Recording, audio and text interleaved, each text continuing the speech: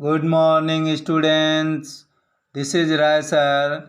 Students, we were talking about the second lesson, Sahnai of Bismillah Khan, part 2. So, please open your textbook. I am going to read the next paragraph. So, please listen to me very attentively. His father, Paigambar Baksh, and other ancestors were great shehnai players. उनके पिता पैगंबर बख्श और दूसरे पूर्वज महान शहनाई वादक हुआ करते थे. The young boy Bismillah Khan took to music early in life. युवा बिस्मिल्लाह खान ने जीवन में छोटी उम्र में ही संगीत अपना लिया था. At 3, his mother took him to his maternal uncle's house in Banaras. 3 वर्ष की आयु में उसकी माँ उन्हें बनारस में उनके मामा के घर ले गई. He was attracted towards his uncle's practice the शहनाई. वे अपने मामा द्वारा शहनाई बजाने के प्रति आकर्षित हो गए थे. Soon he started going with his uncle Ali Baksh to the Vishnu temple in Varanasi to play the शहनाई. शीघ्र ही उन्होंने अपने मामा अली बख्श के साथ जाना आरंभ कर दिया, जो वाराणसी में विष्णु मंदिर में शहनाई बजाने के लिए जाते थे. Soon he started practicing the playing of the instrument. शीघ्र ही उन्होंने यंत्र को बजाने का अभ्यास करना आरंभ कर दिया. 4 years, the temple of Balaji and Mangala Maiya and the banks of the Ganga became the places where he could practice.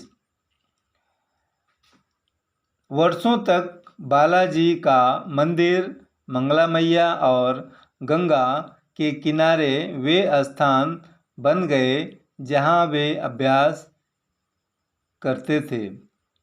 The flowing waters of the Ganga inspired him to invent rags. Ganga के बहते पानी ने उन्हें रागों को बनाने के लिए उत्साहित किया. At the age of 14, Bismillah accompanied his uncle to the Allahabad Music Conference. 14 वर्ष की आयु में बिस्मिल्लाह इलाहाबाद म्यूजिक कॉन्फ्रेंस में अपने मामा के साथ गए. The opening of the all India radio in Lucknow in 1938 became a big break for him. उनके लिए लखनऊ में 1938 में ऑल इंडिया रेडियो का खुलना एक बड़ा अवसर बना. He became a shehnai player on radio. Way radio पर शहनाई वादक बन गए. Bismillah Khan became the first Indian to greet the nation with his shehnai on August 15, 1947. Bismillah Khan 15 अगस्त 1947 को अपनी शहनाई से राष्ट्र का अभिनंदन करने वाले पहले भारतीय बन गए. He played राग काफी from Red Fort to people like Mahatma Gandhi and Pandit Jawaharlal Nehru. उन्होंने लाल किले से महात्मा गांधी और पंडित जवाहरलाल नेहरू जैसे व्यक्तियों के सामने कैफी राग बजाया। So student, this is enough for today. Now we will meet with the next paragraph tomorrow. Thank you.